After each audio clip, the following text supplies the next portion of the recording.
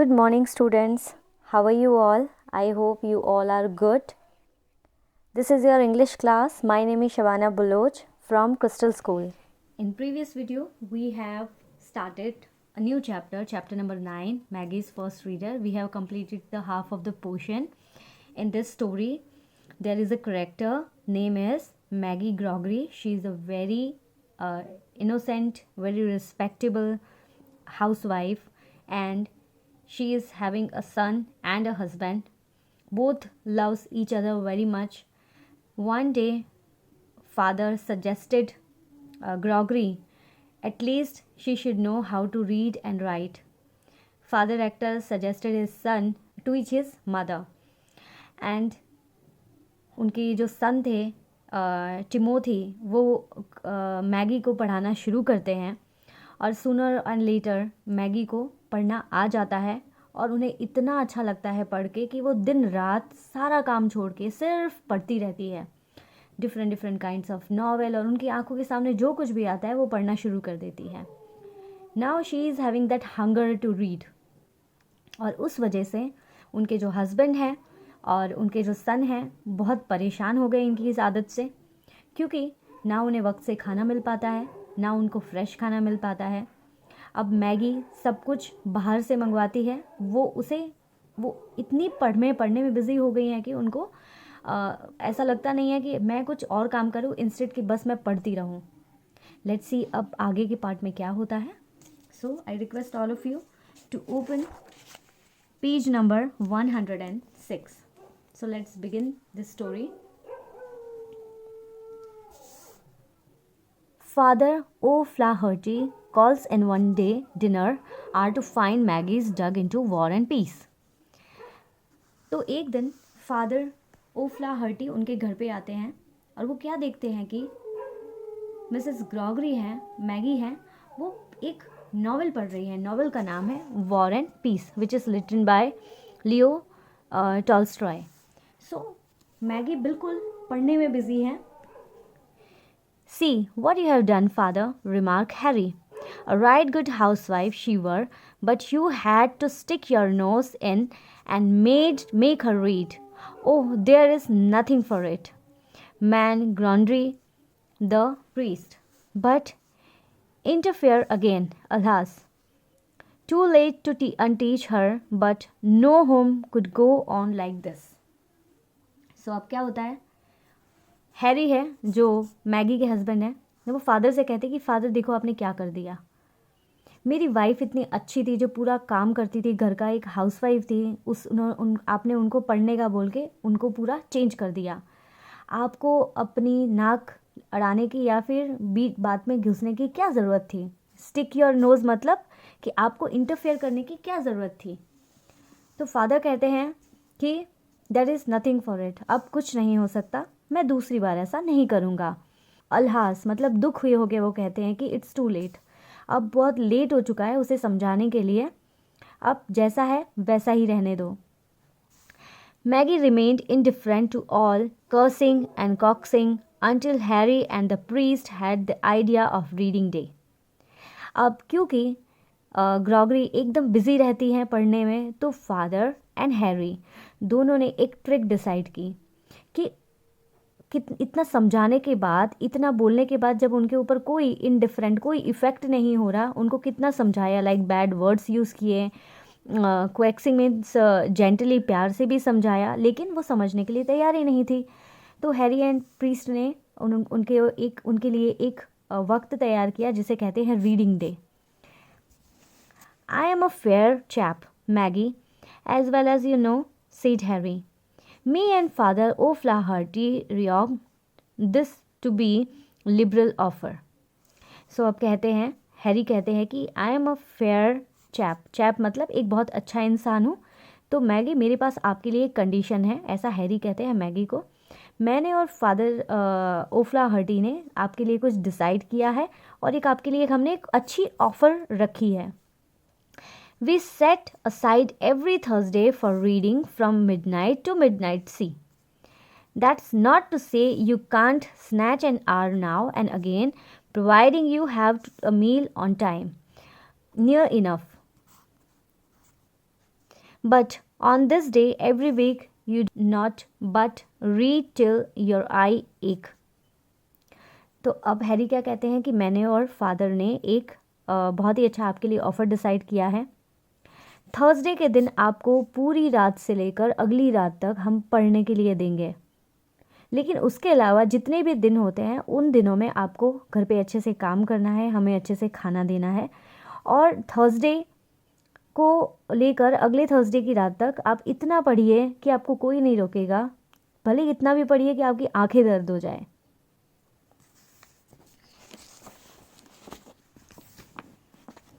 Maggie, a fair woman herself, accepted the offer. On Thursday, Maggie would read the whole day and family would be quieter mice over the evening. So, Maggie भी एक बहुत अच्छी fair lady थी, बहुत ही अच्छी lady थी, तो उन्होंने ये ऑफ़र एक्सेप्ट कर ली कि ठीक है, थर्सडे को मैं पूरा दिन पढ़ूंगी। और थर्सडे के दिन जैसे ही वो पढ़ना शुरू करती थी तो पूरे घर के जो लोग थे वो क्वाइटर मीन्स एकदम चुप हो जाते थे, माइस की तरह। जैसे चूहा आगे कैसे चुपचाप से बैठ जाता है, बिल्कुल चूहे की तरह वो चुपचाप से बैठ जाते थे बिना शोर किए। वाइल मैगी रीड अवे, और मैगी पढ़ती रहती थी। दे सर्टेनली न्यू हर वर्थ नाउ। अब हैरी और उनके जो सन थे उनको उनकी वैल्यू समझ आ गई कि मैगी पहले कितना काम करती थी। अब क्योंकि काम नहीं होता तो उनको पता चला ना कि वो कितनी इम्पॉर्टेंट थी इस घर में, कि वो पूरे घर को अच्छे से संभालती थी। At one time they had taken everything she did for them for granted. और क्योंकि मैगी हमेशा उनके लिए सब कुछ सारा काम करती थी, पूरा ध्यान देती थी, इसलिए उन्होंने क्या किया कि इस चीज़ को बहुत नॉर्मल समझ लिया, और उन्हें कभी इन्होंने मैगी को अप्रिशिएट नहीं किया कि हाँ आप हमारे लिए इतना सारा काम करते हो। For a time it's all worked nicely until one evening Harry went chasing of the father. O'Flaherty, Timothy went with him. सब कुछ सही चल रहा था, लेकिन एक शाम को क्या हुआ, हैरी और उनका जो सन है टिमोथी दोनों भागते हुए फादर के पास दौड़ दौड़ के जाते हैं उनको ढूंढते हुए। Oh, what have we to do father, Harry cried. Her is give it up, say there's not in most books as she could write better herself. No doubt she could, said the priest, but what's all the alarm about? तो अब जब Harry और Timothy दोनों दौड़कर father के पास जाते तो वो कहते हैं कि फादर अब ये देखिए ये क्या हो गया। तो फादर पूछते हैं कि क्या हो गया, इसमें क्या गलत है, आप क्यों इतने चिंता में हो। सो हैरी कहते हैं कि उनको पहले तो वो पढ़ाई करती थी और वो उतना काफ़ी नहीं था, पर अब because that was just she was doing, exploded Harry. House is littered from top to bottom with pen and pencil and paper. But what I to do, father? It's worse than reading. Can't get a word in or out. तो अब Harry क्या कहते हैं कि father पहले तो सिर्फ Gregory Maggi है वो सिर्फ पहले पढ़ती थी, अब तो उन्होंने लिखना भी शुरू कर दिया है और पूरे घर के अंदर सब जगह पर पेपर पेन पेंसिल सब कुछ बिखरा पड़ा है, और अब तो ये पढ़ने से भी ज़्यादा वर्स्ट हो गया है, मतलब बहुत ज़्यादा बुरा हो गया है। और ये बोल के हैरी बहुत सैड हो जाते हैं।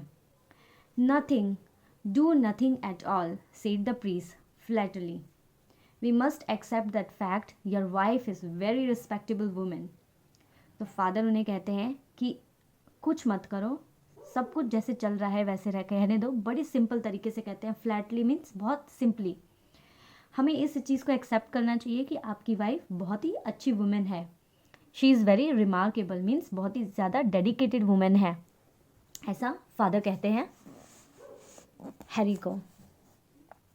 Father and son walk home in silence.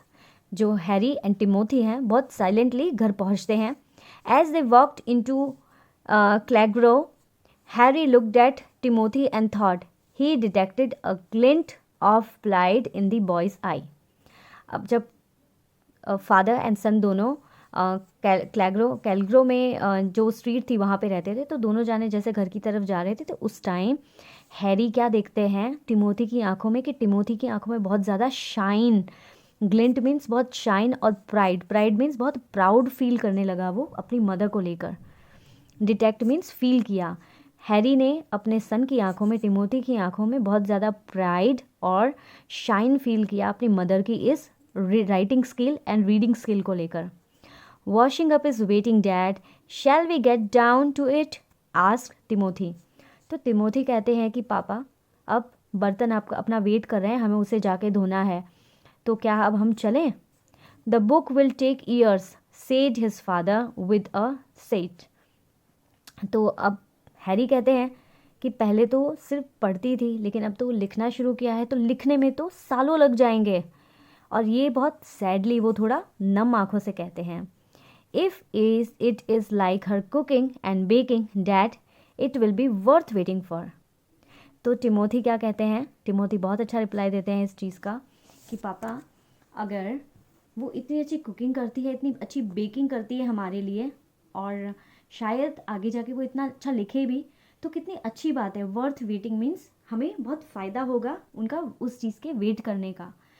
तो यहाँ पे ये स्टोरी एंड होती है। अब इस लेसन से हमें क्या सीखने को मिलता है, what are the outcomes of this chapter? So यहाँ पे हमें ये बताया गया है कि हर एक जो इंसान है उसके अपने अपने काम की वैल्यू करनी चाहिए। जैसे sometime we are not appreciating our mothers because our mother are doing day and night work for us, but we are not we have taken her granted, हमने कभी उन्हें अप्रिशिएट नहीं किया। So we should appreciate our mother. If your mother or your sister, anybody in your family wants to do something, let her do. अगर उन्हें पढ़ना अच्छा लगता है तो उन्हें पढ़ने दिया करें, उनका भी खुद का कुछ वक्त होना चाहिए जो उन्हें पसंद हो, उन्हें कुछ काम करना पसंद हो। सो हमें इस चीज़ को एक्सेप्ट करना चाहिए कि क्योंकि ट्रेडिशंस चेंज हो रहे हैं, दुनिया बदल रही है, लोग बदल रहे हैं, तो हमें भी थोड़ा बदलना चाहिए और हमें भी घर की विमेंस को थोड़ा रेस्ट देना चाहिए, उनकी जो हॉबीज़ है उनको ध्यान देना चाहिए, उनको जो अच्छा लगता है वो हमें करने देना चाहिए। Okay, so this is the outcome and this is the moral of this story. Alright, so here we finish our chapter. Comprehension part, page number 108. A. Answer these questions briefly. First question is, why was Maggie Gregory considered the best housewife in the neighborhood? जो Maggi थी वो सबसे अच्छी housewife क्यों मानी जाती थी उनके नेबरहुड में? So the answer is, Maggie was considered the best housewife in the Calgro because she always provide fresh homemade cooked food to her family, and also always take care of her husband and 5 children. She took good care of her house, get up early in the morning to clean it. जो Maggi थी वो रोज़ सुबह जल्दी उठ जाया करती थी, वो हमेशा अपने फैमिली के लिए, अपने बच्चों के लिए फ्रेश खाना बनाती थी, वो कोई भी चीज़ बाहर से प्रोवाइड नहीं करती थी, जो भी कुछ बनाती थी घर पे बनाती थी, जल्दी उठ के पूरा घर क्लीन कर देती थी। So that is why she is considered as the best housewife in the neighbourhood. Now second one is, what was father O'Flaherty advice to Maggi?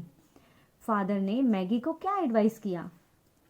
Answer is, father O'Flaherty thought that a respectable wife and a mother like Maggie must learn to read. His advice to her was to learn from her son Timothy. Father O'Flaherty ने ये advice किया कि क्योंकि वो इतनी अच्छी और बहुत ही रिस्पेक्टेबल वुमेन है तो उसे पढ़ना लिखना तो आना ही चाहिए, और इस वजह से फादर ने टिमोथी को ये रिस्पॉन्सिबिलिटी दी कि वो अपनी मदर को अच्छे से पढ़ाए. Okay, third one is, what effect did reading the first stiff baked book have on Maggi? जब मैगी ने एक मोटी किताब पढ़ी तो उस पर क्या असर हुआ मैगी का बुक पढ़कर? So the answer is, Maggi loved reading her first stiff baked book, Gone with the Wind. She could not stop at just one. She started going to the library every morning and coming back with a book hidden in her shopping basket. She could not stop reading and would read late into night. Soon, she started bringing back more than one book from the library. तो जब उन्होंने पहली बार इस stiff baked book को पढ़ा जिनका नाम था गॉन विद द विंड, वो एक नावल था। जब उस नावल को पढ़ा तो उनसे रहा ही नहीं गया और उन्होंने सोचा कि धीरे धीरे वो एक बुक ख़त्म करके दूसरी बुक तुरंत ही पढ़ लें। और ये आदत उनकी इतनी ज़्यादा लग गई कि वो लाइब्रेरी जाके मॉर्निंग में, रोज़ सुबह मॉर्निंग में लाइब्रेरी जाकर वो अपनी शॉपिंग बास्केट में बुक्स भरकर लेकर आती थी लाइब्रेरी से पढ़ने के लिए। Fourth one is, what was the deal stuck between Maggie and the other reduced her reading. So Maggie की पढ़ाई कम करने के लिए, पढ़ना कम करने के लिए उनके हस्बैंड ने क्या कंडीशन बनाई, क्या ऐसा काम किया जिससे उसकी रीडिंग कम हो जाए। So the deal Harry stuck with Maggie was that Thursday would be reading day. Maggie could read undisturbedly every Thursday from midnight to midnight. She could read all day as well, provided she did household work chaos and make them food. देखिए यहाँ पे ये कह रहे हैं कि Maggi अगर पूरा दिन पढ़ना चाहे थर्सडे को तो वो पूरा दिन थर्सडे को पढ़ सकती है, रात के 12 बजे से लेकर अगली रात के 12 बजे थर्सडे तक। लेकिन वीक के जो दूसरे सारे दिन हैं तब उसे फैमिली पर ध्यान देना पड़ेगा, उनके लिए अच्छा खाना बनाना पड़ेगा और घर का काम करना पड़ेगा। ऐसा डील किया दोनों ने एक दूसरे के साथ, हैरी ने मैगी के साथ ऐसी डील की। Now fifth question is, why did Harry and Timothy go chasing for after father O'Flaherty a second time. दूसरी बार हैरी और टिमोथी दोनों भागकर ओफ्लाहर्टी के पास क्यों गए। So the answer is, Harry and Timothy went chasing of Father O'Flaherty a second time because Maggie had put aside reading and had up writing, which was worse. Harry was alarmed because the house was filled with paper and pencil and that Maggie did not respond at all when she was writing. So Harry and Timothy दोनों भागते हुए वो father ओफ्लाहर्टी के पास गए और उनसे कहा कि फादर, अब मैगी सिर्फ पढ़ाई नहीं करी बल्कि उसने लिखना शुरू कर दिया है और लिखने की वजह से पूरे घर पे पेपर, पेन, पेंसिल सब कुछ बिखरा हुआ है और मैगी हमें बिल्कुल भी जवाब नहीं दे रही। So that was the reason they rain towards father for the help in father for the second time. Okay, so this was the A. Now what you have to do is you have to write down this 1, 2, 3, 4, 5 in your classwork notebook. Okay, so this is your homework, and as well as hard words which I have which is written in the end of the lesson. You have to write down that as well in your notebook. This is all for today. Thank you and have a good day. I hope you have enjoyed this lesson. Read this lesson at least once so you will understand it properly. Thank you and bye-bye.